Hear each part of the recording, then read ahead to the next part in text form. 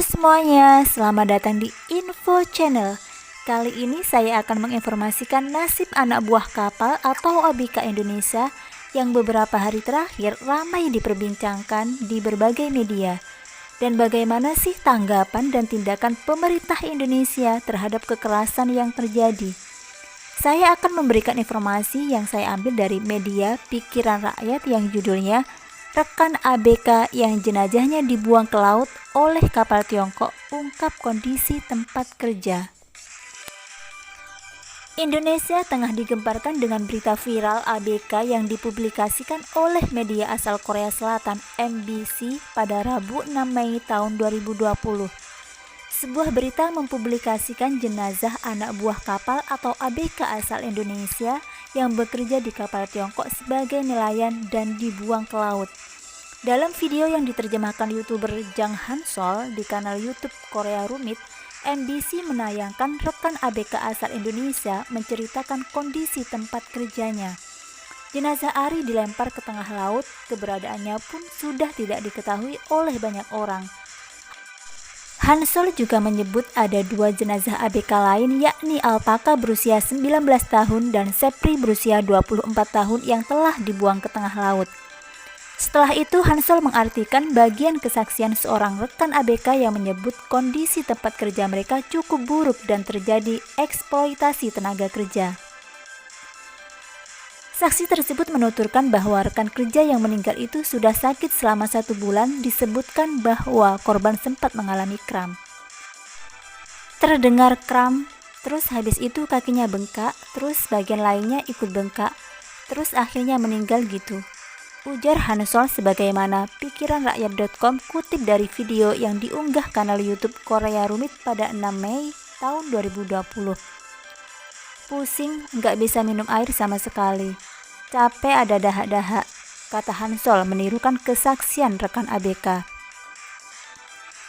Seorang saksi itu menyebut bahwa mereka bekerja sehari selama 18 jam dan mendapatkan istirahat selama 6 jam. Bahkan mereka juga pernah berdiri untuk bekerja selama 30 jam. 30 jam berdiri, kerja dan diselingi waktu 6 jam alias waktu makan. Dan itu disebut waktu istirahat katanya. Nggak masuk akal, ujar Hansol. Hansol memaparkan bahwa mereka tidak bisa lepas dari lingkungan kerja yang mirip dengan perbudakan. Pengacara dari Pusat Hukum Publik, Jong Cheol, menjelaskan bahwa kemungkinan paspor ABK disita dan ada uang deposit agar mereka tidak kabur. 5 ABK Indonesia hanya menerima gaji sebesar 140.000 won atau 1,7 juta rupiah selama 13 bulan bekerja. Jika dibagi per bulan, mereka hanya menerima sekitar 11.000 won atau 135.000 rupiah per bulan. Nah, bagaimana sikap pemerintah Indonesia terhadap ABK Indonesia yang mengalami kekerasan di kapal Cina? Berikut saya akan bacakan berita dari tribunnews.com. Pemerintah Indonesia akan pulangkan 14 ABK WNI yang diduga mengalami eksploitasi di kapal ikan Cina.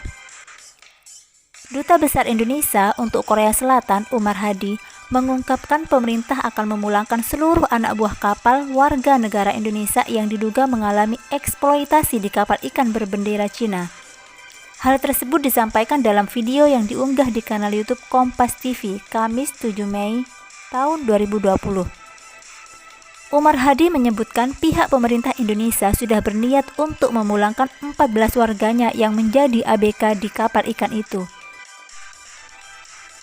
Dan seluruh persiapan kepulangan sudah disiapkan, yakni seperti tiket serta dokumen penting lainnya.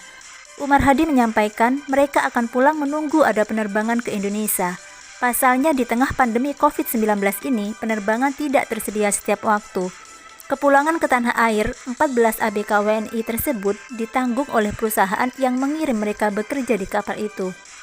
Jadi secepatnya, begitu ada penerbangan ke Indonesia, kita bisa pulangkan, ungkap Umar Hadi. Sudah nggak ada masalah, tiketnya dan segala macam sudah ada, ditanggung oleh agensi dari perusahaannya, tambahnya. Kondisi terkini 14 ABK WNI yang kini berada di Korea Selatan, Umar Hadi menyebutkan 14 orang ABK WNI kini dalam keadaan yang baik dan sehat. Mereka semua ditampung di sebuah hotel di Busan. 14 ABK WNI yang dirahasiakan identitasnya itu kini sedang menjalani masa karantina. Tetapi 14 yang lainnya dalam keadaan yang baik, ungkap Umar Hadi. Berada di satu hotel sebagai tempat karantina mereka di kota Busan, lanjutnya. Awalnya jumlah ABK WNI di kapal saat merapat terdapat 15 orang, namun satu orang ditemukan sakit sejak berada di kapal. ABK WNI tersebut langsung dibawa ke rumah sakit di Busan, Korea Selatan, hingga akhirnya dinyatakan meninggal dunia pada Rabu 29 April tahun 2020. Semula ada 15, tetapi satu kemudian sakit sejak berada di kapal, jelas Umar Hadi. Kita konsultasikan ke rumah sakit di Busan. Kemudian yang bersangkutan meninggal dunia pada 29 April tahun 2020, imbuhnya.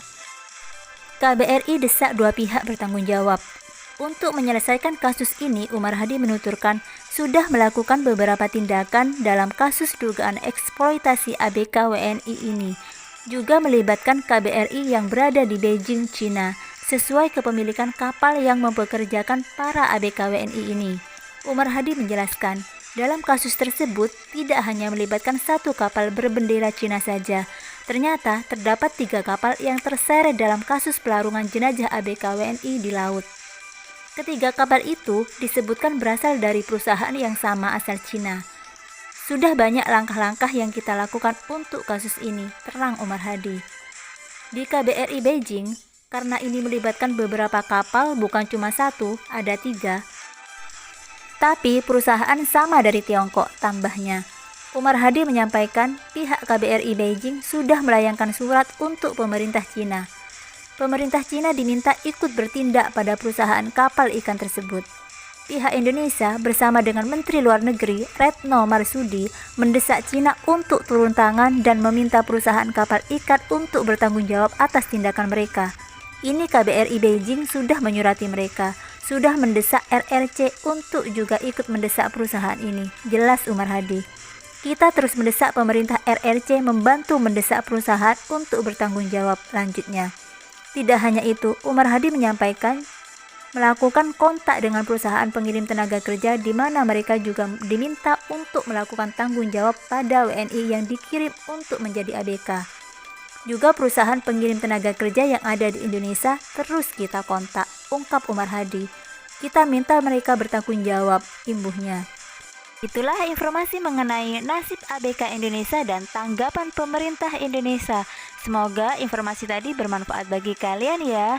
Jangan lupa subscribe, like, and share. Thank you.